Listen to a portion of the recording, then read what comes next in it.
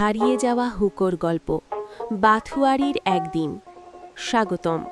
আজকের এই বিশেষ পর্বে আপনাদের নিয়ে চলেছি পূর্ব মেদিনীপুরের বাথুয়ারি এলাকায়, যেখানে সময় যেন একটু ধীর গতিতে চলে। একসময় গ্রাম বাংলার খুবই পরিচিত এক দৃশ্য ছিল হুকো। উঠোনে বসে গল্পের ফাঁকে কিংবা দিনের কাজের বিরতিতে হুকোর টান ছিল যেন এক সামাজিক বন্ধনের অংশ। কিন্তু এখন সেই দৃশ্য প্রায় হারিয়ে গেছে আধুনিক জীবনের ভিড়ে। তবুও বাথুয়ারিতে এখনও সেই পুরনো দিনের ছোঁয়া টিকে আছে। এখানেই দেখা মিলল শেখ আরফানের, প্রায় ৮০ বছর বয়সী এক বৃদ্ধ, যিনি আজও নিয়ম করে হুকো টানেন। রাস্তার ধারে বসে তার এই অভ্যাস যেন অতীতকে বর্তমানের সামনে এনে দাঁড় করায়।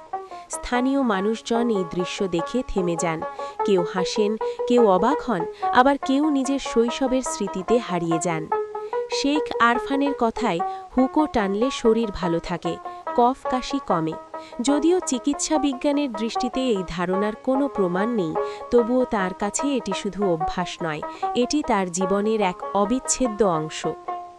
এই ছোট্ট গল্পটি শুধু একজন মানুষের নয়, এটি একটি সময়ের গল্প, একটি সংস্কৃতির গল্প, যা ধীরে ধীরে হারিয়ে যাচ্ছে। হয়তো কয়েক বছর পর হুকো শুধুই বইয়ের পাতায় থাকবে, কিন্তু আজ বাথুয়ারিতে শেখ আরফানের হাত ধরে সেই ইতিহাস এখনও বেঁচে আছে। শুনছিলেন আমাদের সঙ্গে হারিয়ে যাওয়া হুকোর গল্প। আজকের মতো বিদায় নিচ্ছি, আবারও ফিরব নতুন কোনো গল্প নিয়ে। পূর্ব মেদিনীপুর থেকে মংশুমান পণ্ডার প্রতিবেদন। ধন্যবাদ।